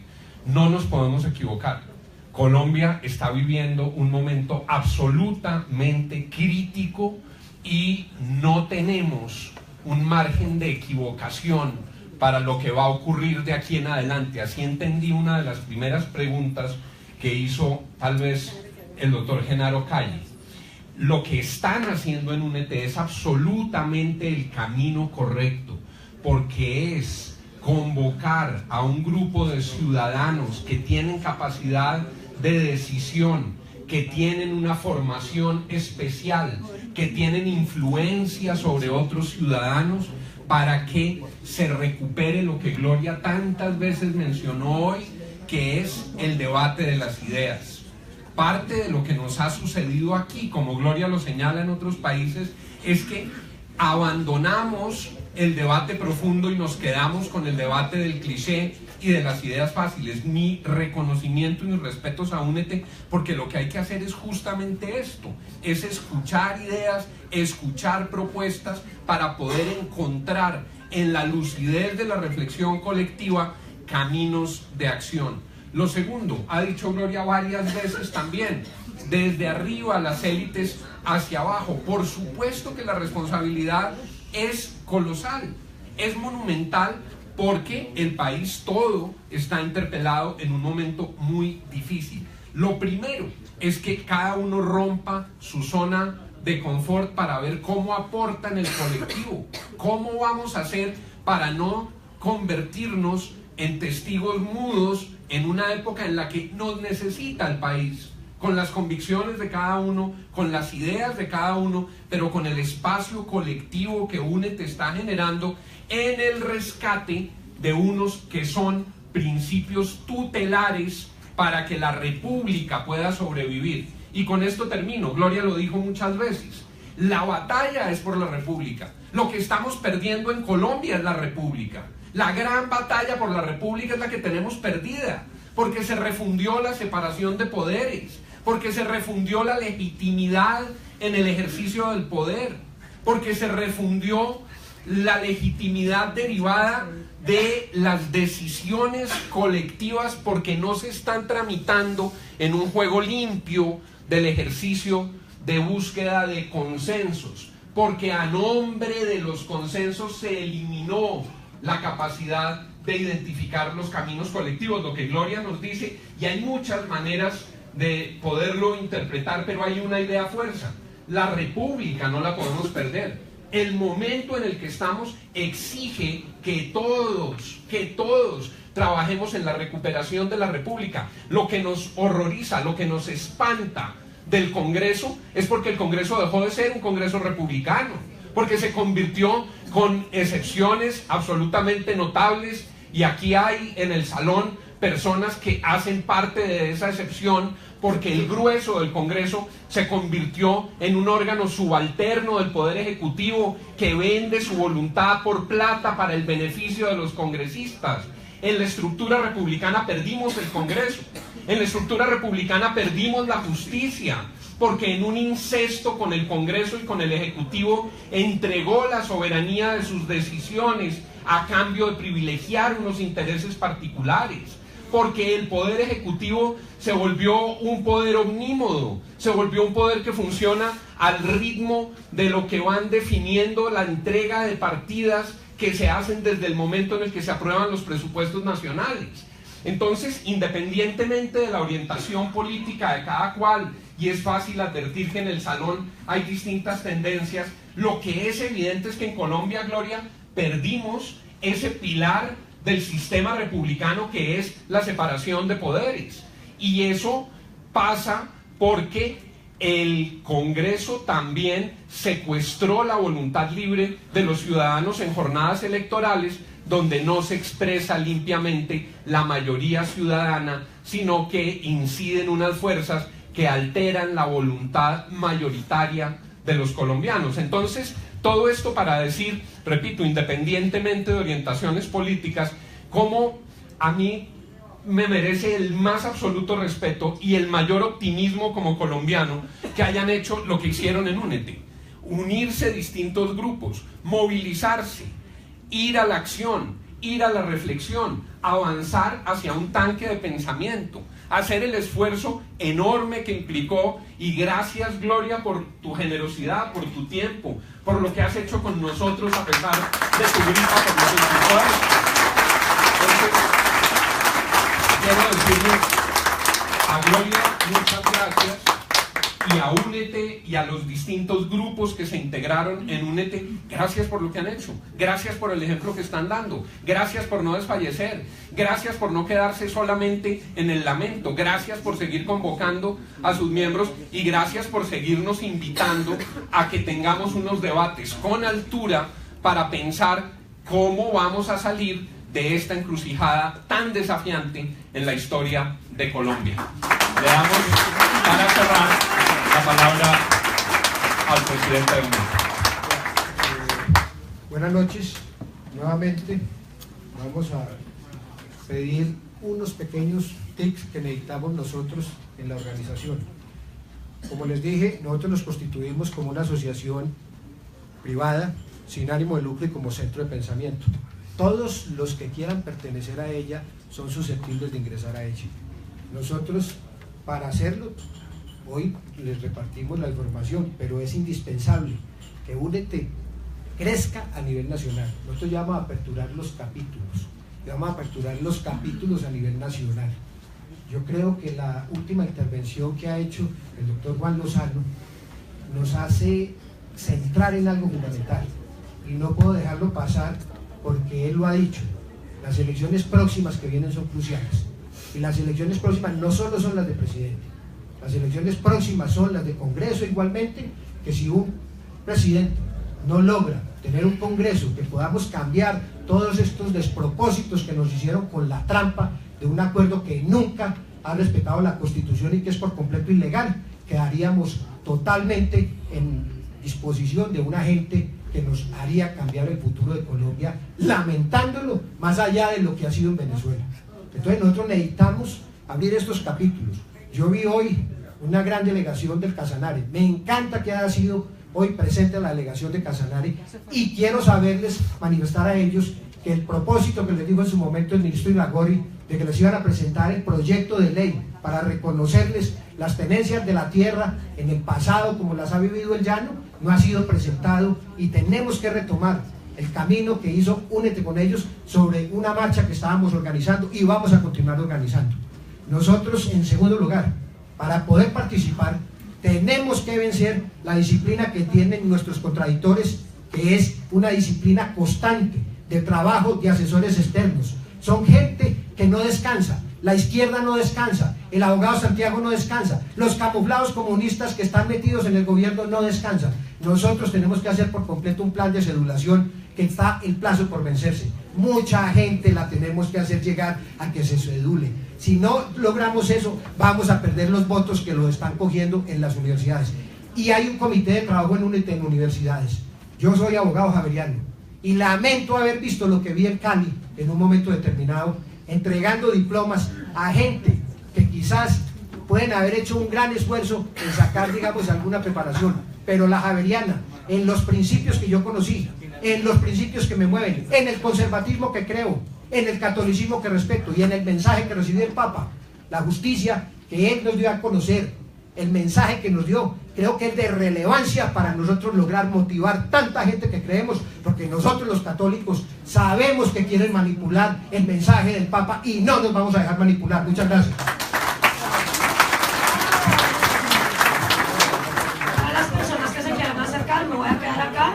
Solo les agradezco en fila, ordenados, y una foto por persona. Ya no vivimos en la época del rollo, ya las cámaras con un clic toman la foto. Gracias.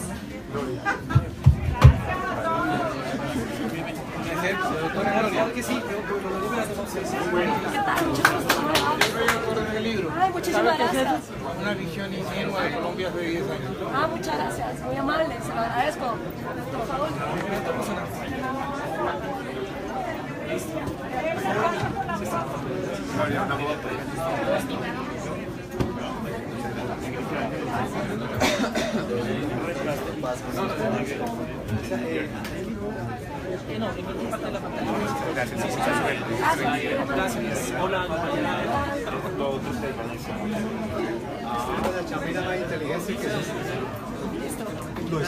Vamos a un clic porque si no no terminamos nunca. Lo de Santa Marta, esto no es rollo.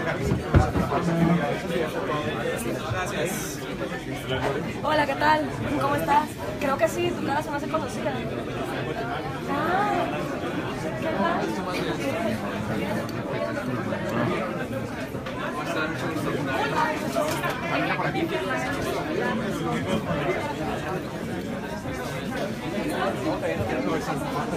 Porfa, un clic, gente, porque somos muchos. Que dice como que si no salieran, claro que salieran algo.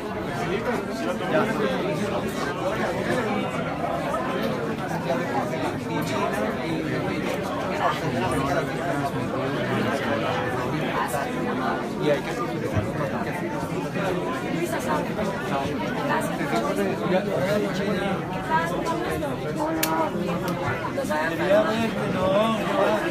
Digamos que no vayan a negar las que sí están más de acuerdo porque ven aquí que están después que todos. Mucho gusto.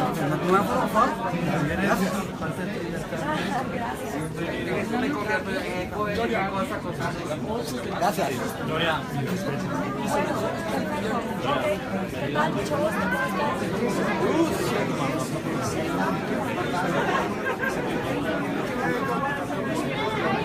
Chicos, un clic, es que así no tengo más. Estamos. De nada. No, es que no tiene. Mira, ¿qué pasó? Gracias.